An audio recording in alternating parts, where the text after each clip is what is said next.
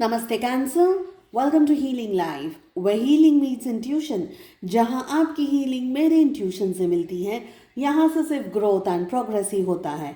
हम कर रहे हैं साप्ताहिक राशिफल 18 till the 24th of January।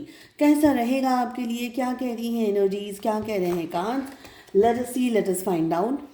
इस रीडिंग को फॉलो करने के लिए आपके मन में जो भी सवाल हो, आपके job, career, health, wealth, finances etcetera को लेकर के, उन क्वेश्चंस को ध्यान में रख करके आप इस रीडिंग को फॉलो करें। अपने लिए हीलिंग स्लॉट्स की बुकिंग करने के लिए डिस्क्रिप्शन के अंदर आपको मेरा व्हाट्सअप नंबर मिल जाएगा। इस रीडिंग में हम बात करेंगे लव लाइफ को लेकर के भी, कमिटेड लोगों के लिए एंड सिंगल्स के लिए होने वाली है आज की ये रीडिंग। चलिए चेक कर लेते हैं। कैंसर, कर्क राशि, sun, moon, rising and in Venus क्या कह रही है एनर्जीज। देखिए, ये जो टाइम पीरियड आपकी लाइफ में आ रहा है, ये एंटायर वीक आपको खुद के ऊपर फोकस रखना है बहुत स्ट्रांगली। और आप अपने ऊपर फोकस रख करके अगर अपनी ज़िंदगी में डिसीजंस लेंगे, आपके लिए क्या बेहतर है, आपके लिए क्या सही है, आपके लिए क्या अच्छा है, so the focus of everything. मैं ये नहीं कहूँगी कि आपको सेल्फ सेंटर्ड होकर के डिसीजंस लेने हैं, बट मैं ये कहूँगी कि आपका अच्छा कहाँ होता है।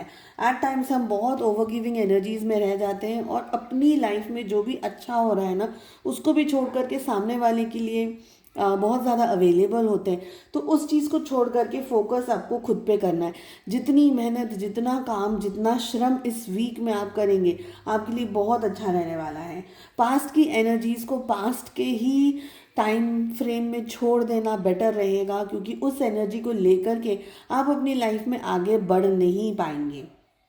एनर्जीज कह रही हैं कि ये एंटायर वीक आपको बहुत मेचोरिटी के साथ में आगे बढ़ना है, डील करना है। ओवर गिविंग एनर्जीज में नहीं रहना है, लेकिन मॉडरेट एनर्जीज में रहना है। जहाँ पर आपको लग रहा है कि सिचुएशन आप बहुत अच्छे से मैनेज कर सकते हैं, उस तरीके से। हेल्थ को लेकर के थोड़ी बहुत इश्यूज या चिंताएं बनी रहेंगी। हो सकता है हेडेक, माइग्रेन वाली फीलिंग या ऐसे कोई बुखार या फीवरिश वाली एनर्जी यहाँ पर दिख रही है। स्टमक रिलेटेड इश्यूज हो सकते हैं यहाँ पर। हार्ट को भी लेकर के, जैसे बोलते हैं ना, बीपी वगैरह बढ़ जाना, या कोई ऐसी बात, कोई ऐसी एनर्जी अचानक से सडनली कोई ट्रॉमा हिट कर जाए, या अचानक से कोई बात आपको चुभ जाए जिसकी वजह से बहुत ओवरवेलमिंग एनर्जी के अंदर आप आ जाएं, ये सब कुछ दिख रहा है।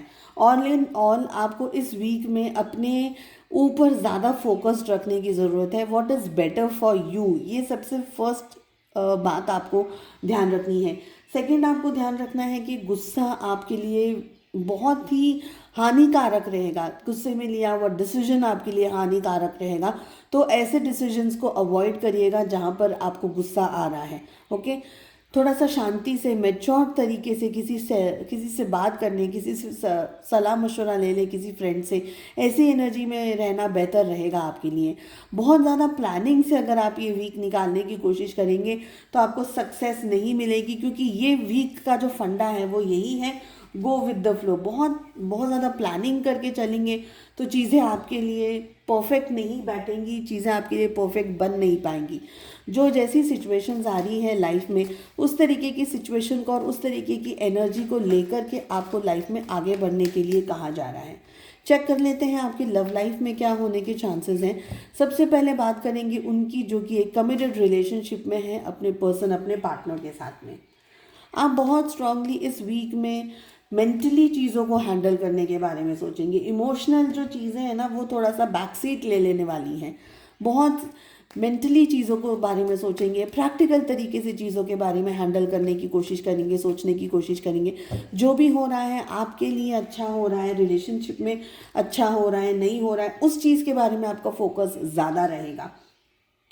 आप लोगों के रिलेशनशिप के अंदर कोई एक एक्सटर्नल फैक्टर है जिसकी वजह से रिलेशनशिप सैबोटेज होता हुआ यहाँ पर मुझे दिख रहा है।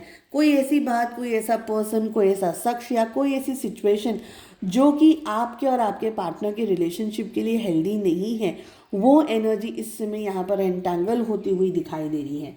आपके पार्टनर का बिहेवियर सडनली चेंज हो सकता है, सडनली चुप हो सकते हैं, अकेले रहना ज़्यादा पसंद कर सकते हैं, डिटैचमेंट की एनर्जी में जा सकते हैं।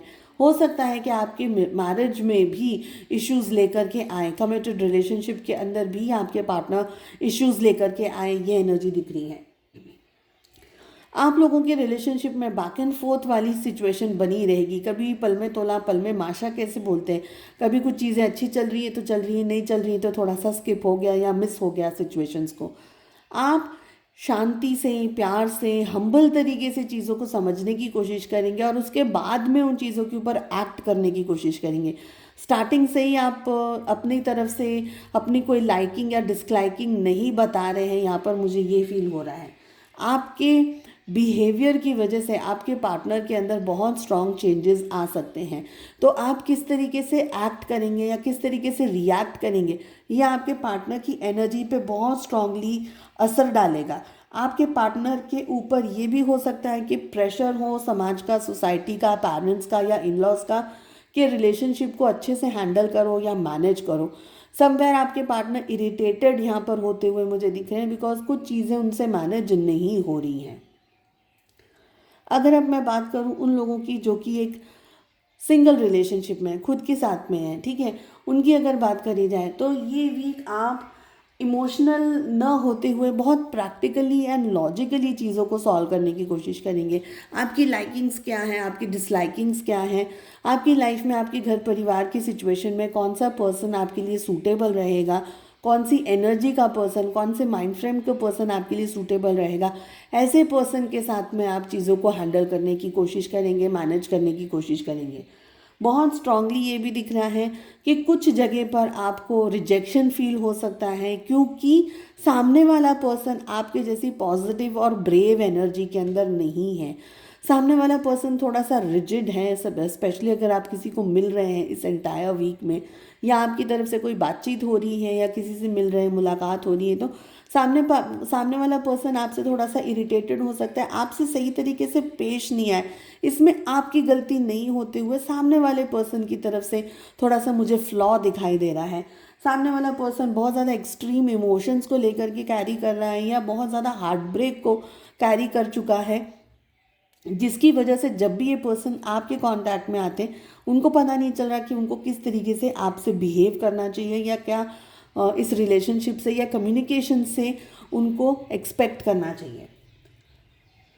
अपनी तरफ से आप, स्पेशली आप सिंगल हैं, आप अपनी तरफ से राय सलाह मशवरा ज़रूर से लीजिएगा, बात करिएगा लोगों से, सिचुएशन को थोड़ा सा समझने की और डेप्थ में कोशिश करिएगा। अपने ही बलबूते पर सारा डिसीजन ना लें तो बेहतर रहेगा।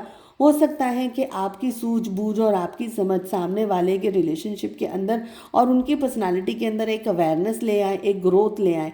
हो सकता है कि वो इतने कंफर्टेबल नहीं है कि अपना जो रियल चेहरा है वो आपको दिखा सके।